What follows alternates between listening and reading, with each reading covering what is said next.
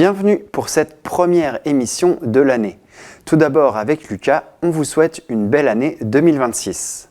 Dans ce programme, on vous propose un petit retour en arrière sur 2025. Souvenez-vous, c'était il n'y a pas très longtemps. Leur succès nous a surpris, parfois, informés toujours.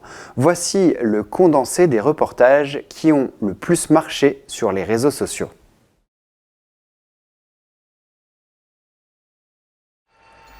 Depuis plusieurs semaines, Timéo prépare un garde-corps chez son employeur, la métallerie Willem à Gombrechtshoffen.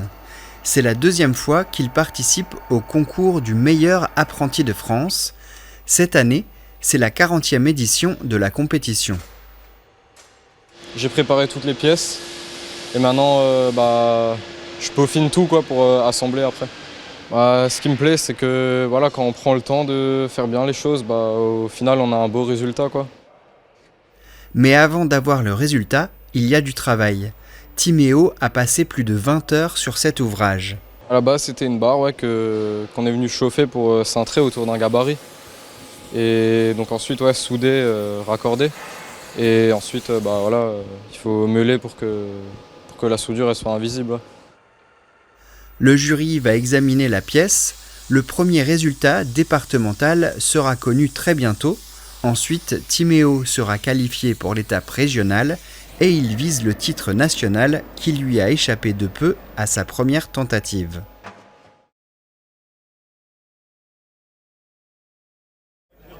Le marché des pompes à chaleur s'est effondré en France et en Europe au cours des dernières années.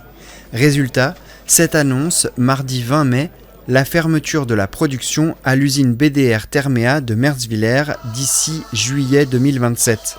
Nous avons recueilli les réactions lors de la manifestation. Comment vous avez accueilli la nouvelle ?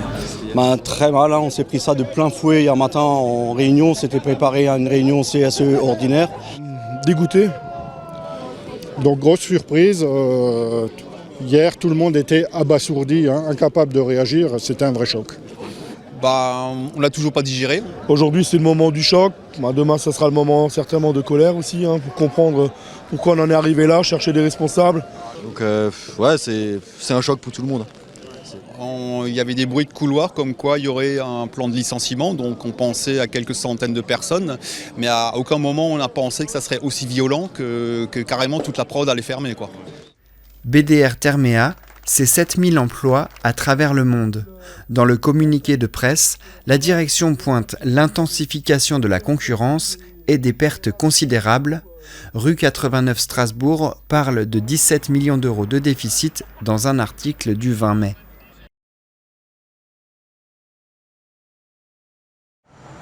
L'usine Bully à Gundershofen se modernise.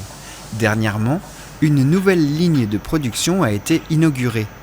Cette 7e ligne fabrique des bretzels et porte la capacité maximale de fabrication à 42 tonnes par jour. Pour accueillir ces quantités supplémentaires de biscuits alsaciens, il fallait un nouvel entrepôt de stockage. Le bâtiment est relié par une navette électrique.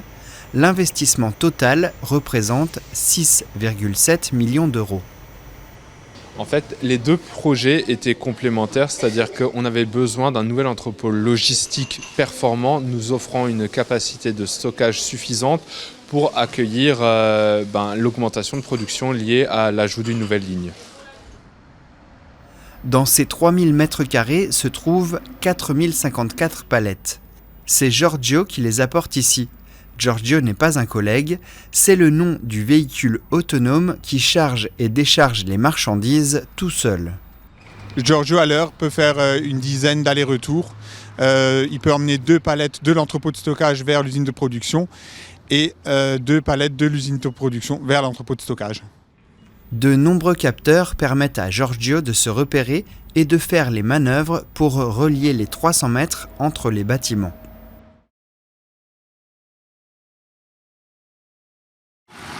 Déjà la 13e édition pour le Traktorfest, l'événement de la fin du mois de juillet à Ovillers. L'association Celsasser Oldtimer Tractor Team a rassemblé près de 140 participants lors de la journée du dimanche 27 juillet. Le défilé démarre au chalet Wiesbach. Dès 10h, les véhicules prennent la direction d'Heuwiller. Dans le cortège, on retrouve des tracteurs anciens et des plus récents. Certains se sont même amusés à les décorer. C'est un défilé visuel, mais aussi sonore, avec tous les klaxons.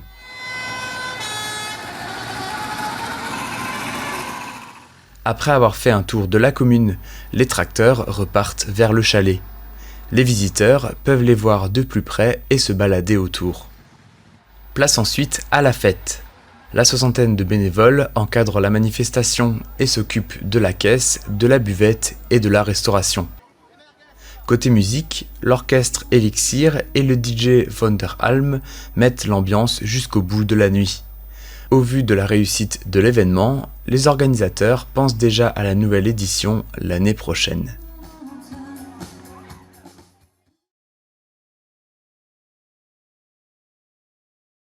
Dans le cadre de l'opération Ferme ouverte, 26 rendez-vous estivaux étaient organisés dans tout le Bas-Rhin. Chez nous, la ferme ovine de Théoheim à Mittesheim ouvrait ses portes au public le dimanche 17 août, à l'organisation Les Jeunes Agriculteurs du Canton.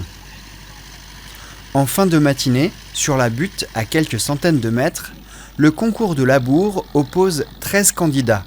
Il faut retourner la terre avec de vieilles charrues. 9 candidats labourent en planche, c'est-à-dire avec une charrue qui n'est pas réversible. Il faut alors tourner autour de la parcelle pour rejeter la terre du même côté. Des animations sont proposées lors de la journée. Petits et grands peuvent aller à la rencontre des agneaux et brebis, faire des balades à cheval, visiter la ferme, découvrir tous les engins, mais aussi déguster de bons produits locaux.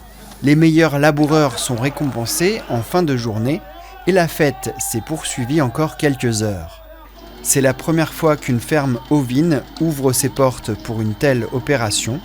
Environ 700 agneaux et brebis sont élevés ici.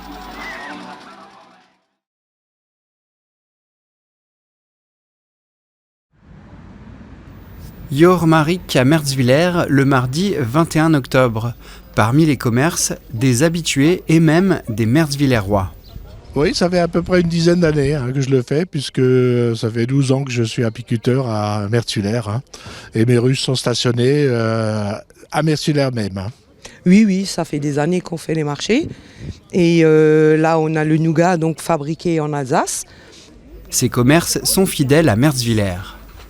D'habitude, on est plus de commerçants, juste que cette année, ça fait 2 ans que Haguenau tombe le même jour. Les dates se sont chevauchées et puis donc, nous, on vient quand même ici. Le Jormarik change des habitudes des marchés hebdomadaires. Et les braderies, c'est une fois de temps en temps, et c'est souvent quand il y a les foires, les forains, des choses comme ça, quoi. Et ça marche mieux normalement les braderies ? Braderie, c'est quand même mieux, oui. Oui. Le marché aussi, c'est que du mi-temps, c'est jusqu'à 13h. Et les braderies, c'est 18-19h. Une amplitude et des activités annexes qui attirent en général plus de monde. Par exemple, des associations locales s'occupent de la restauration. Mais en plus, cette année, la météo n'a pas été clémente.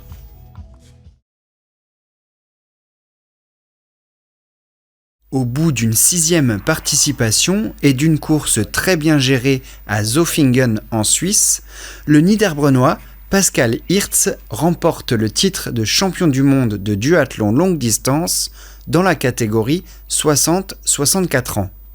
Il a mis 7h46 pour l'ensemble des épreuves.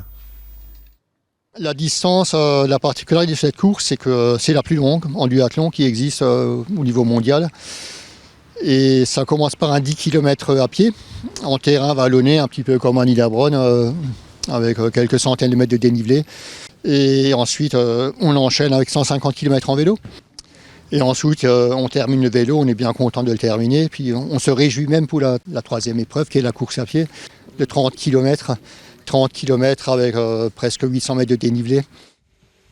L'athlète avait déjà fait plusieurs podiums.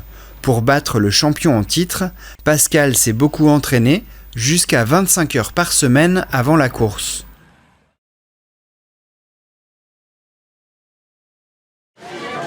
Soirée de lancement à Mittesheim.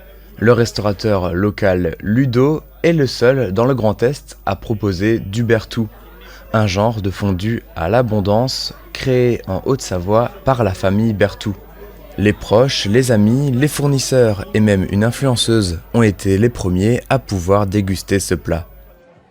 On a découvert ça lors de nos vacances en Savoie, en vacances au ski, et du coup on a rapporté ça chez nous dans notre restaurant. Pour nous c'est un plat convivial, c'est un plat à partager ou à manger individuellement, mais c'est un plat très convivial. Donc on a vraiment une vraie recette à suivre et un cahier des charges à suivre pour confectionner la recette. La recette est suivie à la lettre, car c'est une spécialité traditionnelle garantie ou STG. Il n'y en a que 5 autres en France, comme les moules de Bouchot. Une recette qui n'est pas secrète. Il y a du Porto, du vin de Savoie, de l'ail et du fromage d'abondance en abondance.